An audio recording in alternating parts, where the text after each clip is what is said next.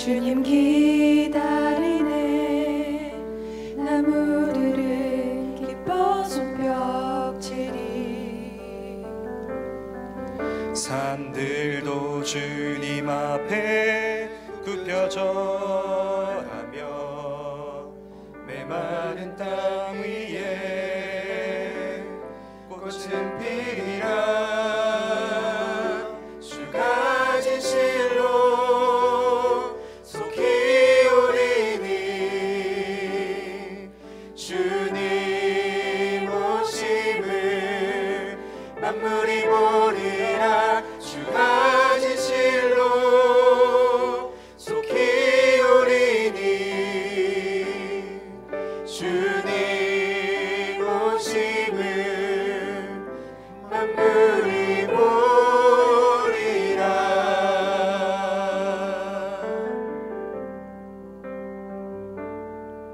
온 성도 모두 함께 주님 기다리네. 주 보혈이 우릴 씻으셨네. 거룩한 사랑으로 하나 되어서 주님의 신부로 선포하리라. 주가 진실로 속히 오리니 주님의 길을 예비하리라. 주가 진실로 속히 오리니 주님의 길을 예비하리라. 온 세상 모든 민족 주님 기다리네. 열방은 그 발 아래 엎드려 예수는 그리스도 만유의 주님 모두 소리 높여 선포하리라. 왕이 오시네. 왕이 오시네. 영광의 주님이 다시 오시니. 왕이 오시네. 왕이 오시네. 예수와 우리 왕 다스리시네. 왕이 오시네. 왕이 오시네.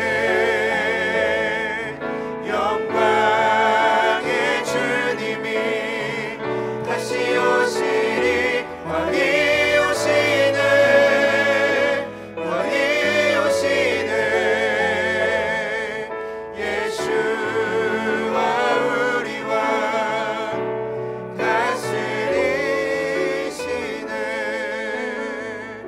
주가 진실로 속히 오리니 주님 오심을 만물이 보리라. 주가 진실로 속히 오리니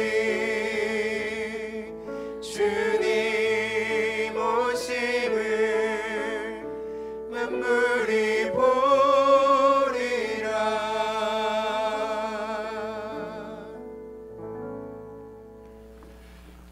예, 저희 다윗회를 섬기는 사역자 팀이 나와서 독송을 했습니다. 이 다윗회가 하면 뭘 해도 다 아름답게 느끼지지 않아요? 특별한 현상입니다. 우리 다윗회 청년부위에서 계속 기대해 주시고 축복해 주시기를 바랍니다. 우리 계속해서 월시카이서 찬양으로 영광 돌려 주시겠습니다.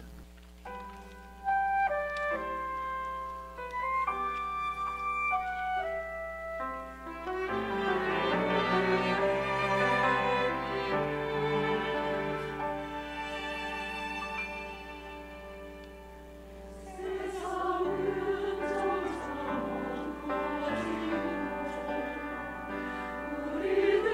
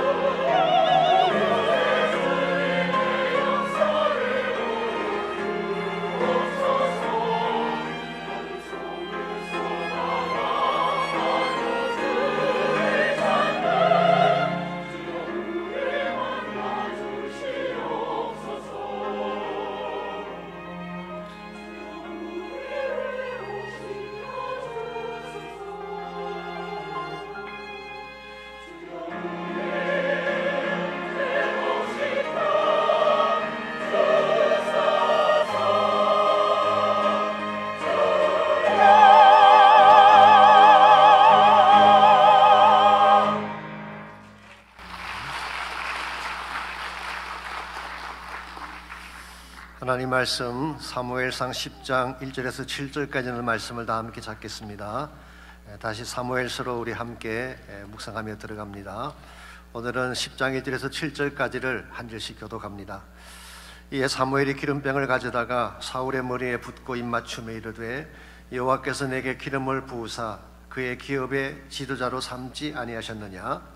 내가 오늘 나를 떠나가다가 베냐민 경계 셀사에 있는 나엘의 묘실 곁에서 두 사람을 만나리니 그들이 내게 이르기를 내가 찾으러 갔던 암나기들을 찾은지라 내 아버지가 암나기들의 염려는 놓았으나 너희로 말미암아 걱정하여 이르되 내 아들을 위하여 어찌하리요 하더라 할 것이요.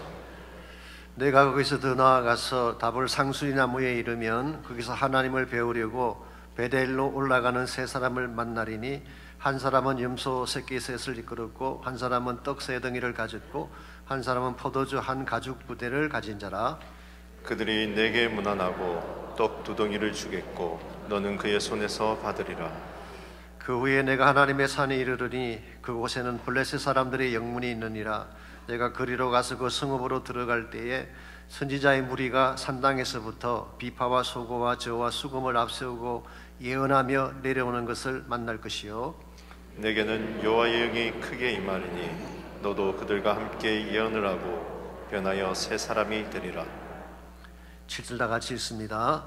이 징조가 내게 임하거든 너는 기회를 따라 행하라. 하나님이 너와 함께 하시느니라. 아멘. 미국 역사상 가장 많은 발명품을 만들었던 인물이 토마스 에디슨입니다. 그가 발명해서 정식으로 등록한 발명품만 1093개나 된다고 합니다. 전기, 전화, 자동차 산업 등 그의 손이 미치지 않는 곳이 없을 정도로 다양하고 기발한 발명품을 만들어냈습니다. 그의 천재 중 천재라고 할 수 있을 것입니다. 그럼에도 불구하고 그가 했던 유명한 말이 하나 있죠. 천재란 1%의 영감과 99%의 노력으로 이루어진다. 1% of inspiration, 99% of perspiration 이런 말을 했습니다. 따라서 천재라고 하는 사람은 가끔 그가 해야 할 숙제를 마친 사람을 일컬을 때가 많다. 이 말은 다른 말로 표현하면 웬만한 사람은 다 천재다 그런 말이. 자신에게 주어진 숙제만 마쳐도 천재라고 표현할 수 있으니까 그렇습니다. 실제로 에디슨의 삶에 대한 자료를 살펴보면 에디슨이 타고난 천재는 아니었던 것 같습니다. 4살이 될 때까지 말을 못했다고 합니다. 더구나 어릴 때 열병을 앓아서 왼쪽 귀가 안 들리게 되었고 오른쪽 귀도 80%밖에 들리지 않는 청각장애자였습니다. 학벌도 우리가 생각하는 것 같은 아이비리그 출신이 아닙니다. 초등학교 몇 년 단위 기록밖에 남아있지 않습니다.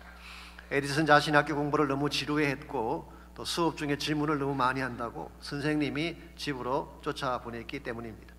그래서 12살 때부터 디트로이트에 있는 철도 회사에서 일을 하는 일꾼으로 살았습니다. 그럼에도 불구하고 어떻게 그가 인류 역사상 가장 빛나는 발명가로 쓰임받을 수 있었을까요? 하나님 안에서 그가 가진 잠재력을 극대화시켰기 때문입니다. 여러분, 인생의 성패는 자신이 타고난 능력이 결정하는 것이 아닙니다. 그 능력을 얼마나 끄집어내어 바르게 사용하느냐에 달려있는 것입니다. 아무리 천재적인 능력을 가졌다고 해도 그것을 끄집어내지 않는다면 아무런 열매를 맺을 수가 없습니다. 또는 아무리 큰 능력을 가져도 이것을 나쁜 일에 사용하게 되면 인류를 해치고 사회를 망가뜨리게 되는 것입니다. 천재적인 도둑이나 사기꾼들이 많이 있지 않습니까? 근데 똑같은 능력이라도 하나님 안에서 바른 목적을 위해 사용하게 되면 아름답고 존귀한 열매를 맺게 되는 것입니다. 사실상 하나님은 우리 모두에게 고유한 능력과 잠재력을 심어주셨습니다. 우리를 창조하실 때 유니크하게 창조하셨기 때문입니다. 그러므로 나에게 주어진 고유한 능력이 무엇인지를 잘 발견하고 그것을 바르게 사용할 수만 있으면 우리 인생은 극대화되어서 하나님께 영광을 돌릴 수 있는 것입니다.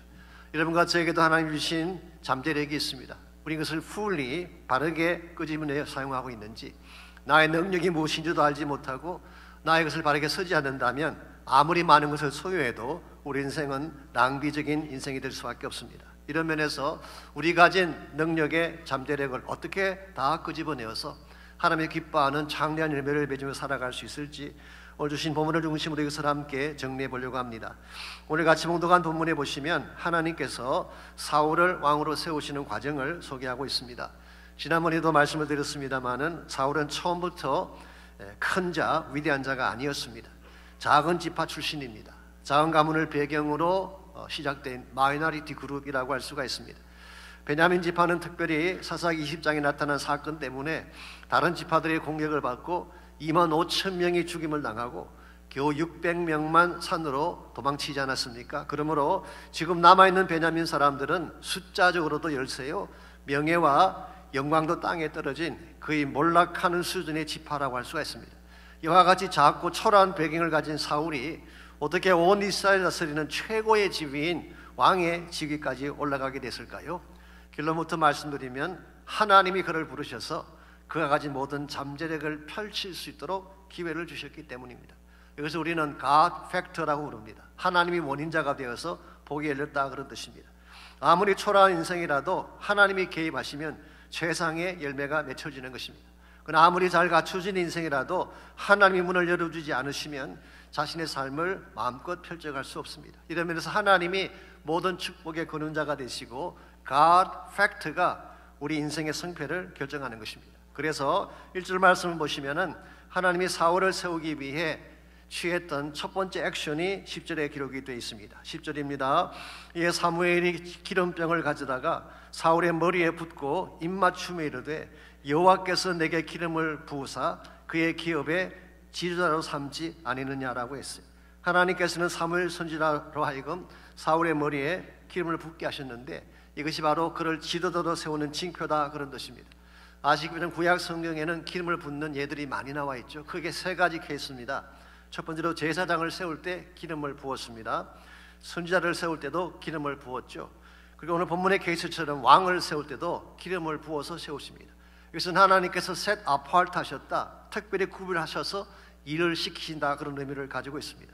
이런 면에서 하나님이 사울에게 기름을 부었다고 하는 것은 사울의 생애를 하나님이 쓰시겠다는 징표인 것입니다. 사실은 바로 이 순간부터 사울의 인생이 새로운 국면으로 접어들게 됩니다. 우리 인생의 뉴 챕터는 우리가 여는 것이 아닙니다.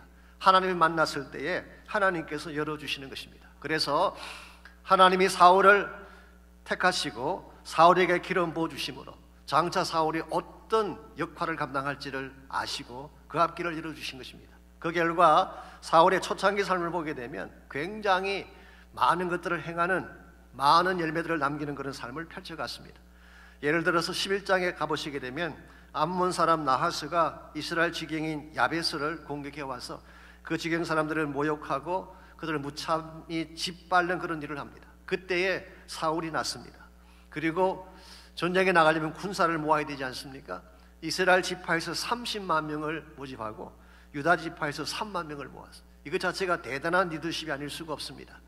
이것은 누구나 할 수 있는 일이 아니라 특별한 리더십을 가져야 할 수 있는 일인데 일을 한 것입니다. 그리고 나서 새벽의 적진 가운데 뛰어들어가서 그들을 다 흩어서 도망치겠다고 기록했어요.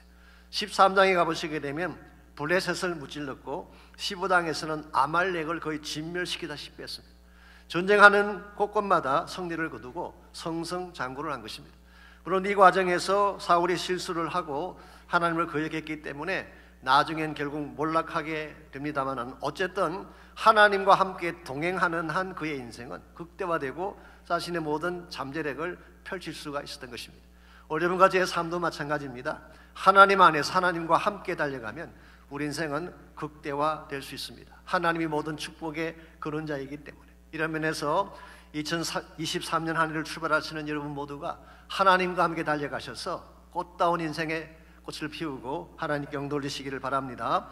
아브라함의 삶을 보아도 하나님이 근본 이유가 되어서 아브라함이 놀라운 일들을 행한 것입니다. 요셉의 경우도 그가 담을 뛰어넘을 정도로 큰 영향을 가질 수 있었던 이유는 자신의 능력이나 처세술 때문이 아니라 God factor, 하나님이 요인이 되어서 그의 인생을 극대화시켜 준 것입니다. 얼마 전에 릭 와렌 목사님이 은퇴를 하셨습니다마는 그분도 세상적인 기준에서만 본다면 처음부터 잘 갖춰진 인물은 아니었던 것 같습니다. 어릴 때 간질 정세가 있어서 항상 자신감을 갖지 못했다고 하고 아드레날린이 부족해서 건강에 항상 문제가 있었다고 합니다. 대학도 소위 말하는 인류를 나온 건 아닙니다. CBC라고 하는 캘리포니아 베프티스트 칼리지, 몇 년 전에 유니버시티로 올라갔습니다마는 리버사이드에 있는 작은 대학교를 나왔어요. 텍사스에 있는 신학교를 졸업하고 캘리포니아 남부로 와서 교회를 개척할 때에 건물은 고사하고 그를 도울 수 있는 교인 한 명도 없었어요. 유명한 일화가 남아있지 않습니까? 자신의 크레딧 카드를 걸고서 조그마한 스페이스를 렌트하려고 할 때 부동산 브로커가 물었어요. 같이 개척할 교회는 몇 명이나 있습니까? 그때 리그아닌이 이렇게 대답했습니다. 난 한 명도 없습니다. 그리고 제안하기를 Why don't you join us next Sunday as the first member? 당신이 다음 주에 우리 교회에 오셔서 첫 번째 회원이 되어주지 않겠습니까? 실제로 그분하고 첫 번째 예배를 드렸다잖아요. 심지어 그가 Purpose Driven Life라고 하는 책을 출판할 때도 모든 전문가들이 그 책은 안 된다고 했어요.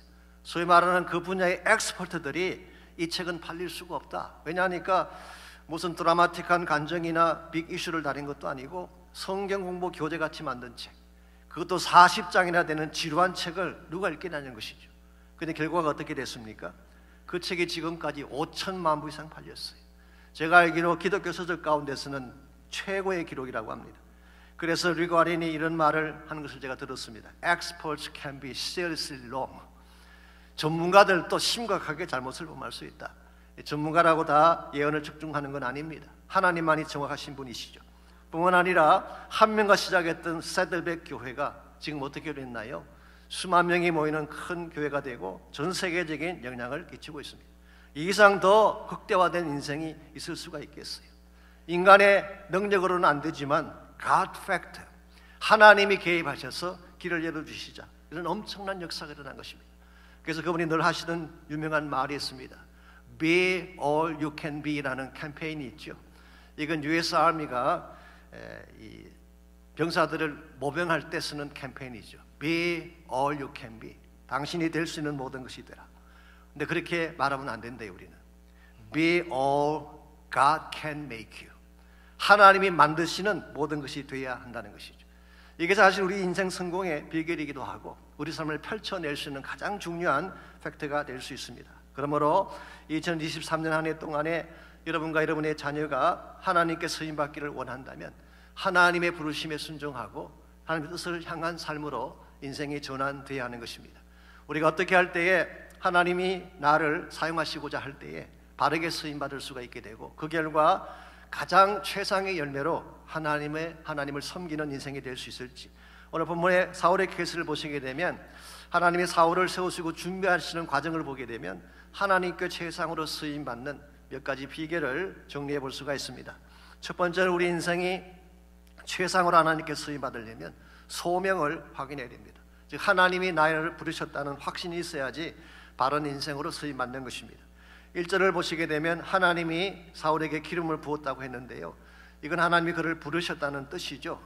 그러나 하나님이 부르셨다고 할지라도 사울이 자기 개인적으로 이 사실을 확인하고 컨펌을 해야지 하나님을 위한 인생을 살 수 있게 되는 것입니다. 그래서 하나님께서는 사울로 하여금 하나님이 부르셨다는 것을 컨펌하기 위해서 1년의 징조를 준비해 두십니다. 그게 2절에서 5절까지 나와 있는 것입니다.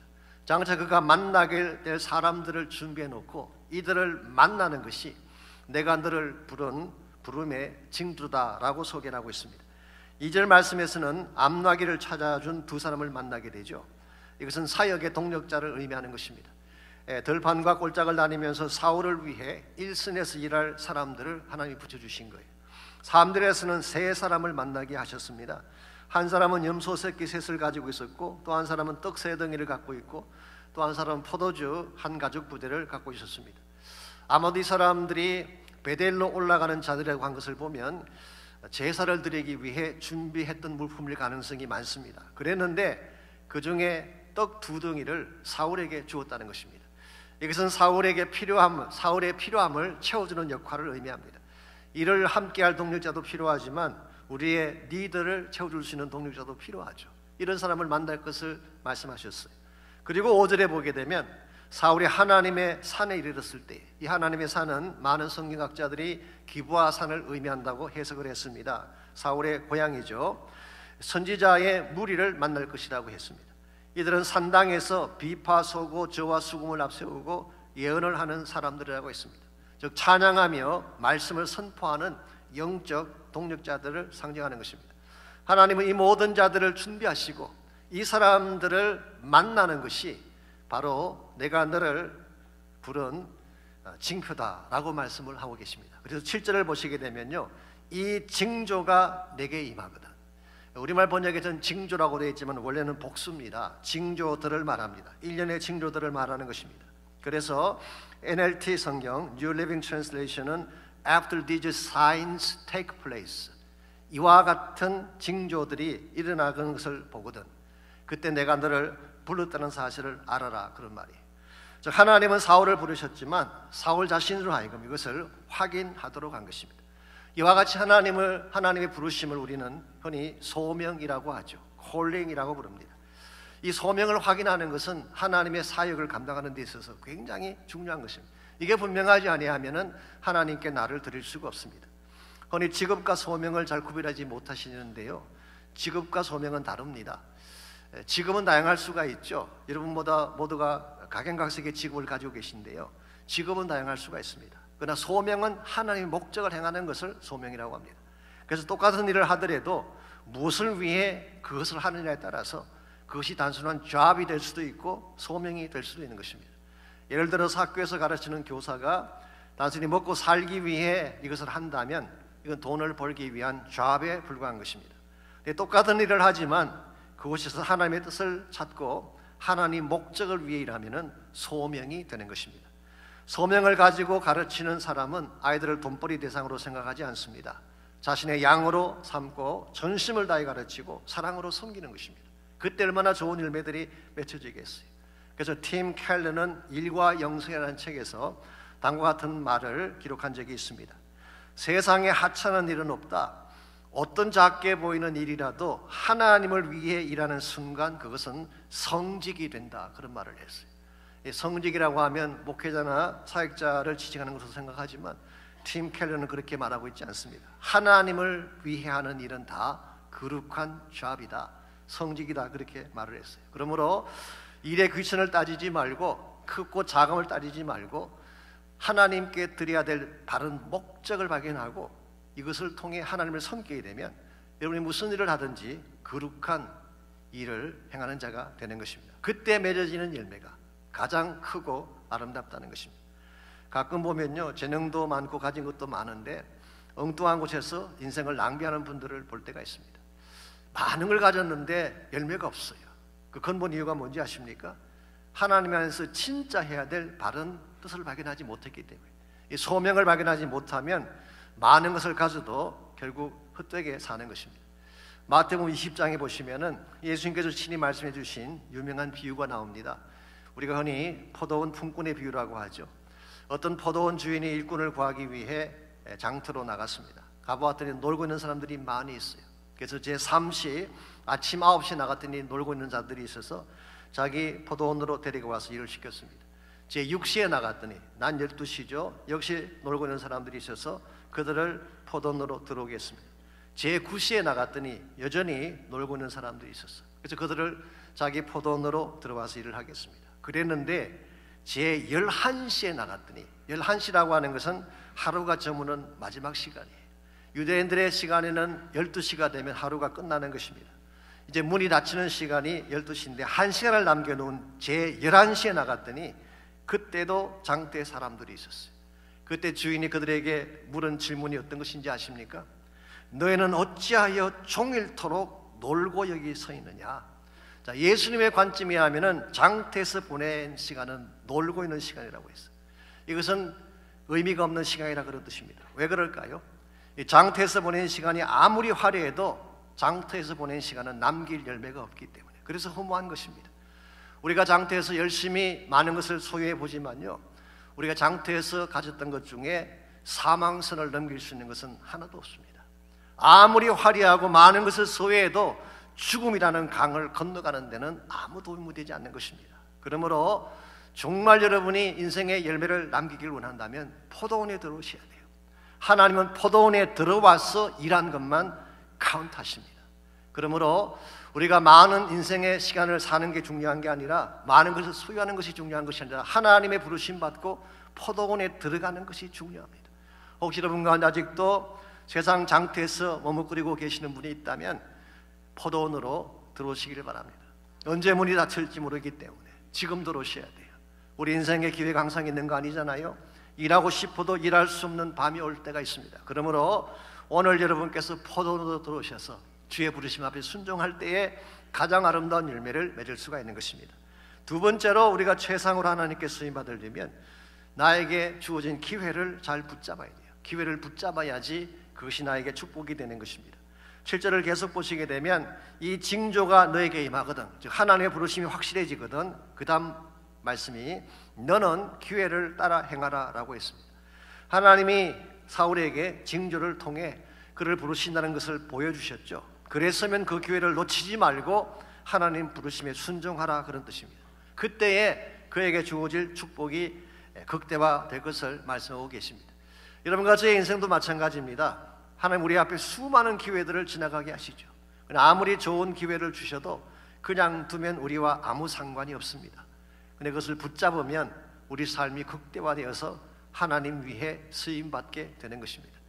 사실 기회라고 하는 것은 항상 하나님이 하나님의 때에 주세요. 그때 그것을 붙잡는 것이 참된 열매를 맺는 큰 비결입니다. 사도행전 10장에 보시면은 여러분 너무나 잘 아시는 베드로가 환상을 보는 그런 사건이 기록되어 있죠. 욥바라는 지역에 갔을 때에 제6시 낮 12시입니다. 기도하기 위해 지붕으로 올라갔습니다. 그때 하늘이 열리면서 환상 가운데에 음식이 담긴 큰 보자기가 내려왔어요. 그때 하나님 말씀하시기를 잡아먹으라 그랬죠. 근데 베드로가 노합니다. 왜냐하면 그 음식이 유태인들이 먹어서는 안 될 부정한 음식이었기 때문에. 근데 하나님이 3번이나 그것을 반복해 보여주셨어요. 자, 하나님께서 이와 같은 환상을 보여주시는 이유가 뭘까요?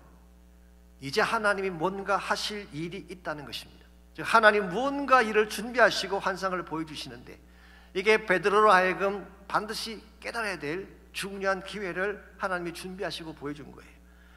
그러고 나서 이 환상을 본 직후에 고넬료가 보낸 사람이 베드로를 찾아옵니다. 그때 만일 베드로가 이 기회를 간과하고 지나쳤더라면 이방 선교를 위한 기회의 창은 닫히고 말았을 것입니다. 그런데 참 감사하게도 베드로는 비록 자신의 영적인 성향과는 맞지가 않았지만 이튿날 고넬료의 집을 방문합니다. 이게 사실은 기독교에서 가장 큰 문인 이방 선교의 문을 여는 기회가 된 것이죠. 그런데 사람들이 그렇게 생각하죠. 하나님이 알아서 다 하실 텐데 우리가 굳이 나설 필요가 있느냐, 그렇게 말씀하는 분이 계시지만 물론 하나님이 다 하십니다. 그러나 하나님이 우리를 통해 일하기를 원하시는 것입니다. 그럼 여러분과 제가 이 사실을 바로 깨닫고 하나님이 나를 사용하시려고 할 때에 순종할 때에, 기회를 놓치지 않고 순종할 때에 그 축복이 우리의 소유가 되는 것입니다.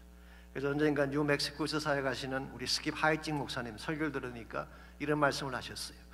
우리가 할 수 있는 일을 했을 때 하나님은 우리가 할 수 없는 일을 해주신다. 영어로 when we do what we can do, 우리가 할 수 있는 일을 했을 때에 then God will do what we can't. 우리가 할 수 있는 일을 하면 하나님 우리가 할 수 없는 일을 하신대요. 그래서 계속 말하기를 우리가 평범한 일에 순종하면 하나님은 초자연적인 일을 해주신다. When we do natural, God will do supernatural. 우리가 평범하고 자연스러운 일에 충성을 하게 되면, 순종을 하게 되면 하나님은 초자연적인 일을 행한다는 거예요. 예를 들어서 열왕기사 18장에 보면은 갈멜산 전투에 대한 기록이 나옵니다. 엘리야가 해야 될 일은 뭘까요? 엘리야 본인이 하늘의 불을 끌어올 수가 없습니다. 그건 하나님이 하시는 일이에요. 엘리야가 준비해야 될 일은 갈멜산에 올라가는 것입니다. 그리고 제단을 수축하고 12개의 돌을 샀고 또랑을 만들고 송아지 각을 떠서 나무 위에 놓는 것입니다. 이게 엘리야가 하는 일이에요.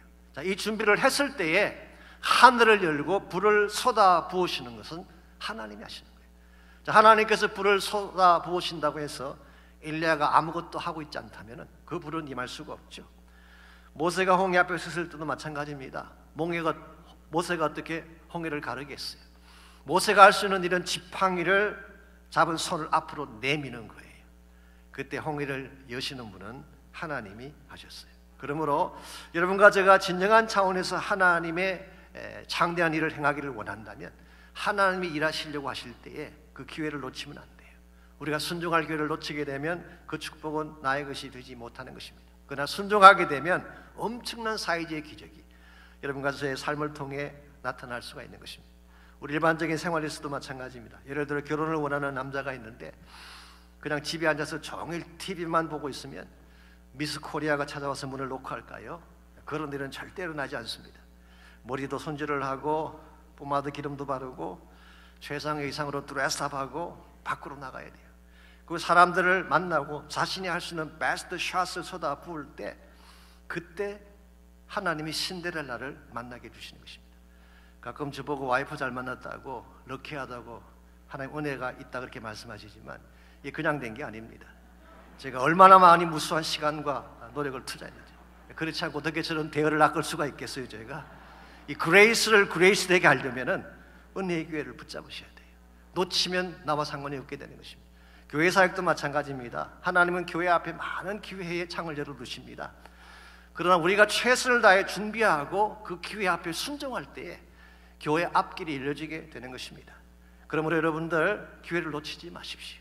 사랑할 기회, 섬겨야 될 기회 놓치지 마십시오.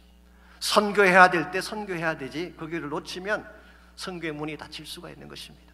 하나님께 순종해야 될 때 순종할 때에 하나님의 창대한 복이 임하는 것인데 주저하든지 미루든지 거절하게 되면 그것은 나와 상관이 없게 되는 것입니다. 이런 면에서 개인이건 교회이건 하나님이 주시는 기회를 놓치지 않으려면 영적인 분별력이 필요해요. 영적인 분별력이 없는 사람은 하나님의 기회를 주셔도 깨달을 수가 없습니다. 둘째는 항상 준비가 되어 있어야 돼요. 마치 슬기로운 다스 처녀처럼 등불 들고 기름을 준비하고 기다려야지 주님 언제 오시더라도 주님 배울 수 있지 않겠어요. 그래서 항상 깨어서 기도할 때에 축복이 나의 소유가 되는 것입니다. 그리고 기회가 왔을 때는 결단하고 순종을 해야 되는 것입니다. 그때 하나님이 기적의 문을 열어주시고 엄청난 열매들을 맺게 하셔서 우리 인생이 뻗어나갈 수 있도록 도와주시는 것입니다. 이와 같이 우리의 삶이 하나님의 축복으로 말미암아 극대화되기를 원한다면 1차적으로는 하나님 부르심을 확인하고 하나님의 포도원으로 들어오는 액션이 필요합니다. 장태에서 더 이상 시간 보내지 말고 주님의 포도원으로 들어와야지 그때부터 진정한 열매가 맺혀지는 것입니다. 두 번째는 기회를 놓쳐서 안 됩니다. 순종할 기회, 사랑하고 섬길 기회를 놓치면 여러분은 어떤 열매도 맺을 수가 없습니다. 그러므로 나에게 기회가 주어졌을 때 순종하는 것, 일하고 싶어도 일하지 못할 밤이 오기 전에 순종할 때 우리가 하나님이 기뻐하는 열매를 맺으며 살아갈 수가 있습니다. 마지막 세 번째로 우리가 최상으로 하나님께 쓰임받으려면 능력이 임해야 되는 것입니다. 어떠한 사역도 나의 힘만으로 이룰 수 있는 것은 없습니다. 그러나 주님께서 능력을 부어주시면 감당해내게 되고 큰 열매를 맺는 것입니다. 6절 말씀 보십시오. 하나님께서 사울을 부르시고 그를 세우기로 작정하신 후에 그에게 무엇을 부어주셨는가요? 6절입니다. 내게는 여호와의 영이 크게 임하리니 너도 그들과 함께 예언을 하고 변하여 새 사람이 되리라. 여기서 여호와의 영은 말할 필요 없이 성령을 말하는 것입니다. 하나님은 사람을 불러 사역을 맡기실 때 그냥 일만 맡기는 법이 없습니다. 반드시 그 일을 행할 수 있는 능력을 부어주시는데 그 능력이 바로 성령의 능력입니다. 실제로 성령의 능력이 사울에게 임하고 그 결과 사울도 선지자처럼 예언을 하고 삶의 큰 변화를 맞이하게 됩니다. 그래서 11절을 잠깐 참고로 보시게 되면 속담에 사울도 선지자들 중에 있느냐는 말이 생겼다고 했죠. 사울의 변한 모습이 워낙 드라스틱하고 신비로웠기 때문에 사람들 사이에 그런 말을 하게 된 것입니다. 사울도 선지자 중 하나가 아니냐라는 말이 나올 정도로 사울의 인생에 급격한 변화가 온 것입니다. 성령의 능력을 받으면 누구나 이렇게 변할 수가 있어요. 아시겠지만 구약에는 성령께서 오셨지만 오셨다가 떠나가기도 하십니다. 그래서 흔히 오순절을 기준으로 성령 사역이 나누어지게 되는데요. 보통 오순절 성령이 오셨다고 하니까 그때부터 성령이 계신 줄 알지만 그거 아닙니다. 성령님은 하나님이시기 영원전부터 계셨어요. 창조 때도 계시고 구약에 다 계시는데 성령 사역의 변화를 말하는 것입니다. 오순절 이전에는 영어로 upon, 우리 위에 임하시는 성령. 근데 오순절 이후로는 within, 우리 안에 내주하시는 성령. 그런 면에서 차이가 있습니다. 두 번째로 구약 시대, 오순절 이전에는 모든 이스라엘 백성에게 성령이 임하지는 않아서 partially, 특정한 사람들에게만 성령이 임했습니다. 그러나 신약 시대에는 모든 믿는 자에게 성령께서 임재하십니다. 세 번째 차이점은 오신 성령이 구약에는 떠나가게 됐어요. 그래서 temporarily 임한 것입니다. 그러나 신약 성경에 오게 되면 permanently, 우리 구속의 완성의 날까지 우리를 인치시고 우리와 항상 함께 하시는 분이 성령님이에요. 그런데 구약 시대에는 이 오신 성령이 죄를 짓는다든가 하나님을 떠날 경우에 성령이 떠나는 일들이 있었습니다. 그 아주 좋은 예가 삼손의 예죠. 아시지만 삼손이 괴력의 소유자지 않았습니까? 낙의 턱뼈 개 가지고 블레셋 사람 1,000명을 때려 죽인 사람입니다. 그런데 이 파워가 어디서 왔나요? 성령이 임할 때, 여호와의 신이 임할 때 주어진 것입니다. 그랬던 삼손이 블레셋 여자 들릴라에게 미혹이 되어서 머리를 깎는 순간 주의 영이 떠나고 말았어요. 그 순간 그는 두 눈이 뽑히고 맷돌을 끄는 비참한 존재로 들어간 것입니다. 이와 같이 구약 시대에는 성령이 임하셨다가 떠나가기로 했어요. 그래서 시편 51편 11절에 보게 되면 다윗의 아주 처절한 고백이 나옵니다. 아시지만 시편 51편은 다윗이 범죄한 후에 참회하며 기록했던 시 중에 하나이죠. 51장 11절에서 이렇게 그는 간구했습니다. 주의 성신을 내게서 거두어 가지 마옵소서. 다윗은 알고 있었어요. 범죄하면 성령이 떠나갈 수 있다는 사실을 알고 있었어요. 이 다윗에게 가장 큰 컨선은 이것이었습니다. 왕권 잃어버리는 것 오케이, 재물 날아가는 것 오케이, 세상 민심이 떠나가는 것도 오케이인데 한 가지만은 떠나면 안 된다는 거예요. 성령님 떠나가면 끝나는 것입니다. 그래서 다윗은 다른 건 다 잃어도 좋지만 주의 성신만은 거두어가지 마십시오라고 강구를 한 것입니다. 이처럼 중요한 것이 성령님의 임재입니다. 그래서 하나님께서는 사울을 부르신 후에 이 성령을 주셨어요. 그리고 7절에서 말씀하시기를 하나님이 함께 하신다라고 말씀하셨습니다. 하나님이 함께 하신다라고 말씀하셨어요. 이 하나님의 함께 하심과 함께 성령의 능력이 임했기 때문에 사울이 위대한 일을 펼칠 수가 있었고 빛난 역할을 감당하는 것이 가능했던 것입니다. 그러면 여러분과 저에게도 이 성령의 능력이 필요합니다. 하나님 우리 가운데 임재하셔서 성령의 능력을 기름 붓듯 부어주실 때 우리가 대적도 이길 수가 있고 고난과 아픔도 극복해낼 수 있게 되고 무엇보다 하나님이 기뻐하시는 30배, 60배, 100배의 결실을 맺을 수가 있는 것입니다. 이런 의미에서 2023년 한 해는 성령과 함께 동행하는 한 해가 되시기를 바랍니다. 우리가 아무리 노력하고 애써도, 우리가 아무리 계획하고 잘 준비해도 하나님의 손이 함께 가지 아니하면 결단코 우리는 최상의 삶을 살아낼 수가 없습니다. 그러나 아무리 미약하고 서툴러도 우리 인생의 거장 되신 하나님이 함께 가시면 우리 모두는 위대한 작품이 되고 하나님의 큰 영광을 돌리며 살아갈 수가 있는 것입니다. 1900년대 초반에 폴란드에 파데레 보스키라고 하는 유명한 피아니스트가 있었습니다. 나중에 이분이 폴란드의 초대 총리가 되기도 합니다만은 이분이 1913년도에 미국의 초청을 받아와서 미국의 큰 연주홀에서 콘서트를 갖게 됐습니다. 그때 미국 상류층에 속한 사람들이 그의 연주를 듣기 위해 공연장을 가득 메웠어요. 그런데 그들 중에 엄마를 따라 공연장에 온 한 소년이 있었습니다. 이 공연이 시작되기 전에 기다리는 시간이 너무 지루했던 이 소년이 엄마 몰래 무대 위로 올라간 것입니다. 올라가 보니까 무대 위에 그랜드 피아노 한 대가 있거든요. 그럼 그 위에 앉아서 유치원에서 배웠던 찹스틱 월즈라고 하는 젓가락 행진곡을 두 손가락으로 연주하기 시작했습니다. 아주 기초적이면서 심플한 멜로디였죠. 그런데 바로 그 순간에 막이 올라간 것입니다. 앞을 보니까 엄청난 관객들이 자신을 보고 있습니다. 그 중에는 소리를 지르면서 빨리 아이를 데리고 내려라고 아우성 치는 사람도 있었어요. 너무나 당황한 그 소년이 울먹이면서 피아노에서 내려 올리고 할 때 누군가가 큰 팔로 소년을 감싸며 말했습니다. Keep going, don't quit, son. Don't stop, don't stop. 계속해, 내려가지 마. 멈추지 말고 계속해라는 음성이었어요. 바로 그 사람이 폴란드의 위대한 피아니스트인 파데레 보스키였습니다. 그리고 소년과 함께 연주를 하기 시작했어요. 순식간에 그 심플한 젓가락 행진곡이 웅장한 연주로 변하기 시작했고 뒤에 앉아있던 오케스트라가 하나씩 하나씩 조인하기 시작하면서 웅장한 심포니가 되어서 무대를 가득 채우게 됐습니다.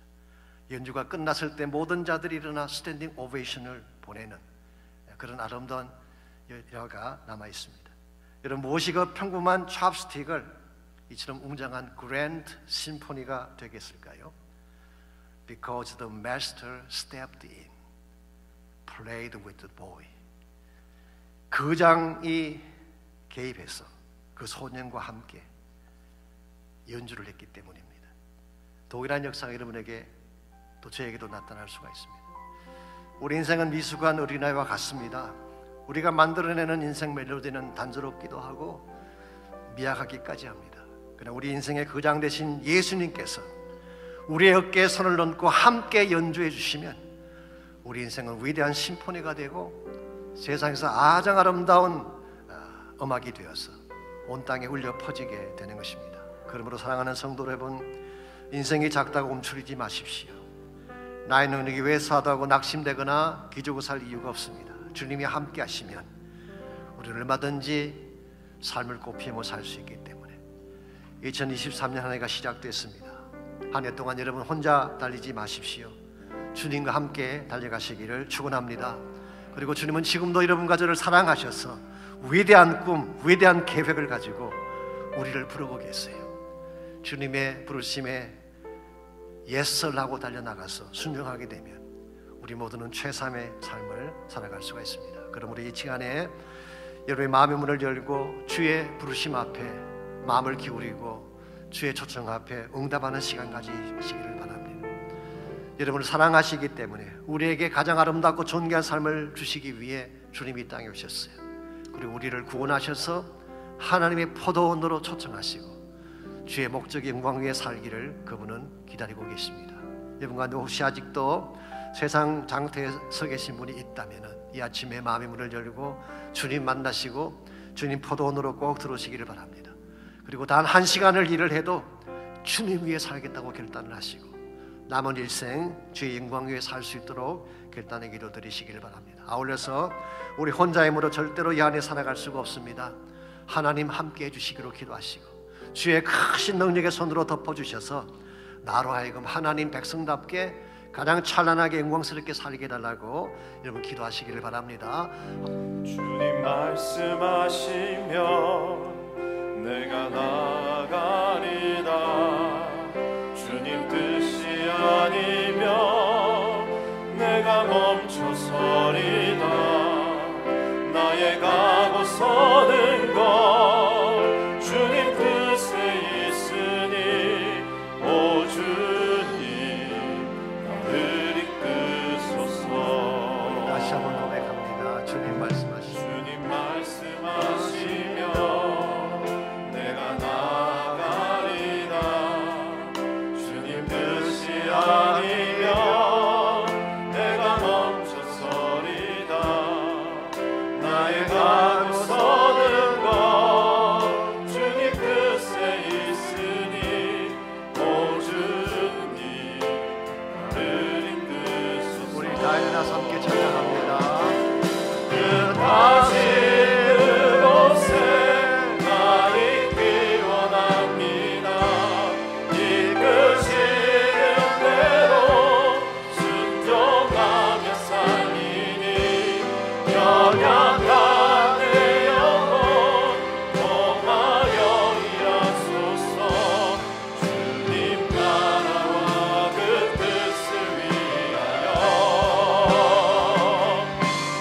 다시 그곳에 나 있기 원합니다.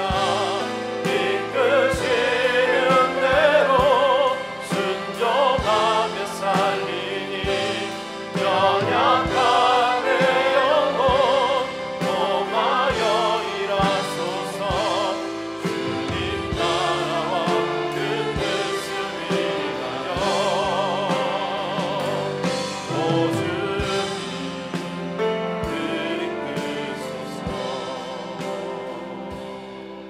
하나님 감사합니다. 2023년도라고 하는 새로운 기회의 창을 우리 앞에 열어주시고 우리를 초청해 주시니 감사합니다.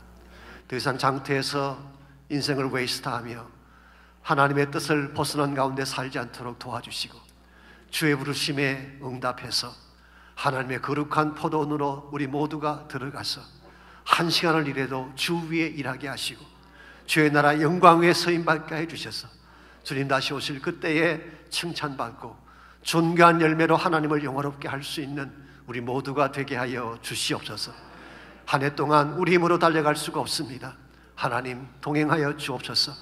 성령의 능력을 기름 붓듯 부어주시고 주의 크신 은혜의 손으로 우리를 덮어주셔서 비록 연약하고 미약한 우리 존재이지만 하나님 때문에 큰 인생이 되게 하시고 창대한 삶의 주역이 되게 하시고 주의 큰 영광 위에 서임받는 우리 모두가 되게 하시며 우리의 자녀들과 자손들이 되게 하여 주시옵소서.